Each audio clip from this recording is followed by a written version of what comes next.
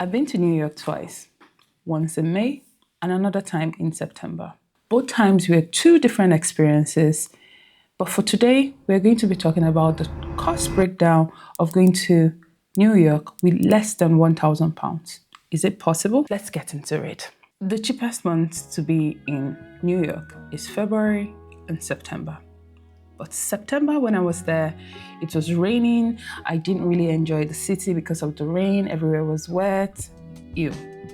So I'm not really a fan of that. So for today, we are going to be focusing our planning with November. November, yes, you might be scared, like, oh my God, it's cold. The winter seasons are here, but November is one of the sweet spots. It's not too hot. There are less tourists. The festivals are not really happening at the same time. And the warmth or the heat wave, the Christmas markets, none of these factors would be felt in the month of November. And again, the Central Park would be beautiful. What does it cost to fly from London to New York in the month of November? Return flights from London to New York is about £250 to £300 with one layover in either Reykjavik or another city. The ones I saw were in Reykjavik, Iceland. Nice. However, you can fly with British Airways, Virgin, or United, and that would cost you £400 to £500 plus for a direct flight. And the best time to book the cheaper or the budget carrier is about 2 months to your departure date, although the direct tickets can be the same price range even within a short period of time. Now let's talk about accommodation. We know New York to be one of the most expensive cities in the world when it comes to accommodation. We see the videos all the time, how small their rooms are, and this also applies to the hotel room. So one of the things I would like to mention before I proceed with the cost is that their hotel rooms are often small. So bear that in mind whilst booking the hotel.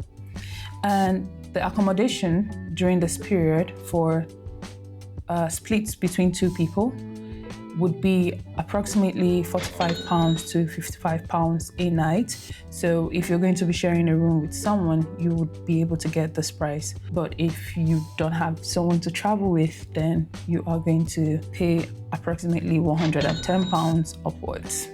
The first time I visited New York, I stayed in Washington Heights. It was an Airbnb very close to Columbia.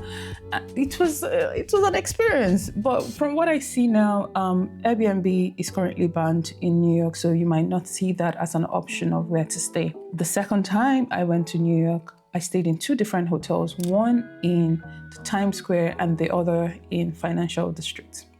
Both areas are quite good, and it now depends on your preference. The good thing about the hotel in Times Square is that it was close to everything when it comes to food, when it comes to Times Square itself, when it comes to the sites.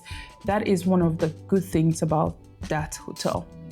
But we had the problem of the crowd. It was really crowded and Times Square never sleeps.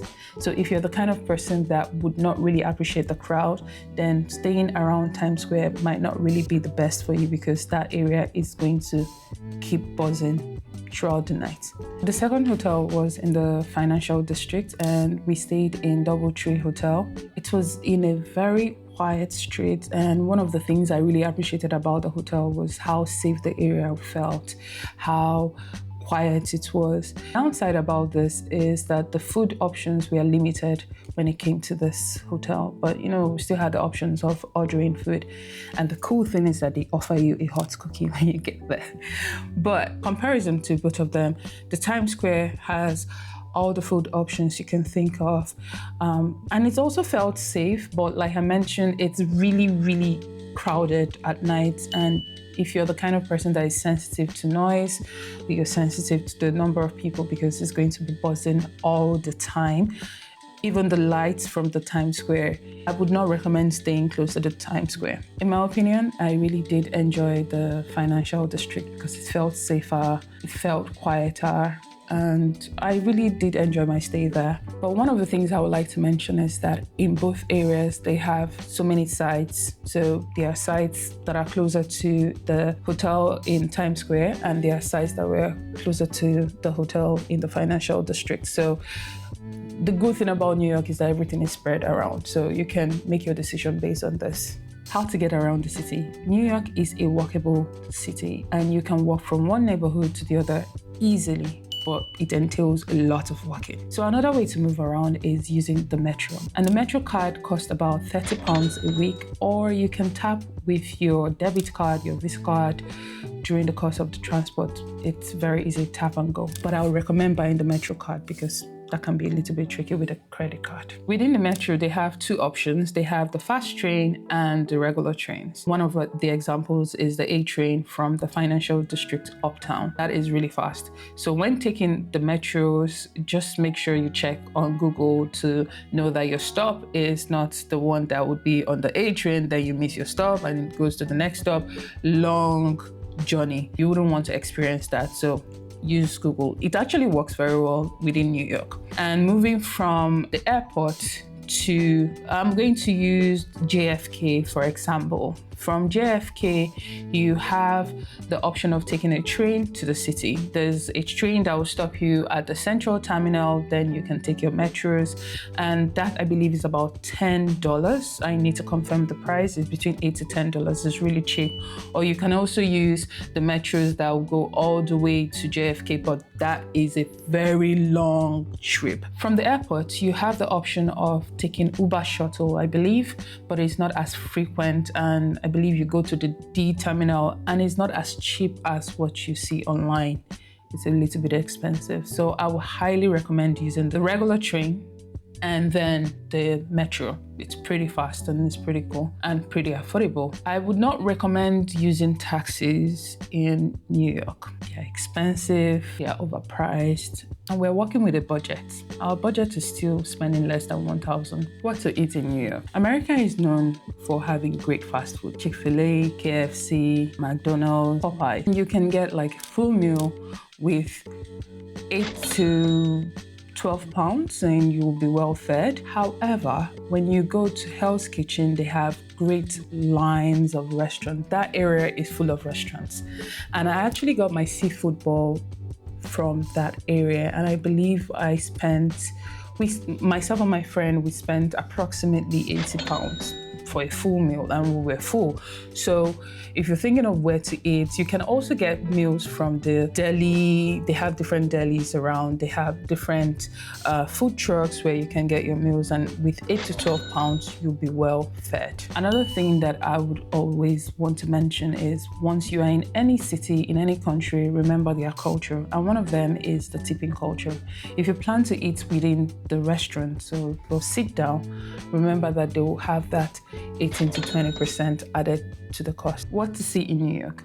Most of the tourist sites are free. Times Square, Central Park, Upper East Side, Brooklyn Bridge, Dumbo, the Highland. Most of them, you can easily go there, just walk around. Even the financial district area, all are free. Even the Statue of Liberty, I know online you might see tall Statue of Liberty, pay blah blah blah dollars. You don't necessarily have to go through that route or pay to see it. You can just go to the ferry close to the financial district, and I believe it's free to go all the way to Staten Island, and on your way there you get to see the Statue of Liberty. So to see Statue of Liberty is technically free. You can enjoy the entire city without spending so much. But there are some experiences that you can pay for, like going to the top of the rock where you can see the city from an observation deck. That is about £32. So the total cost estimate for this entire trip that we have planned in November, 5 nights, 6 days, sharing a room with somebody, we're looking at flights costing about £300, accommodation approximately £250, food, let's budget about £150, but if you want to splurge, you can add extra to that. Local transportation about £30. And then the airport transfer, like I said, if you take the train and you use the metro, you shouldn't spend more than £15. Activities, if you want to do one of those observation decks, you can do that and go to 1 or 2 places and maybe budget about £50 there. The total cost will be approximately $795 or $825 if you add like extra £30 for trinkets or things that you would end up shopping. With £825, we have visited New York with no extra cost. But if you end up shopping, you can just add that extra on top, like £175 to shop. If you want a copy of my itinerary from my last trip to New York, comment New York 2026. Please do not forget to like, share, subscribe.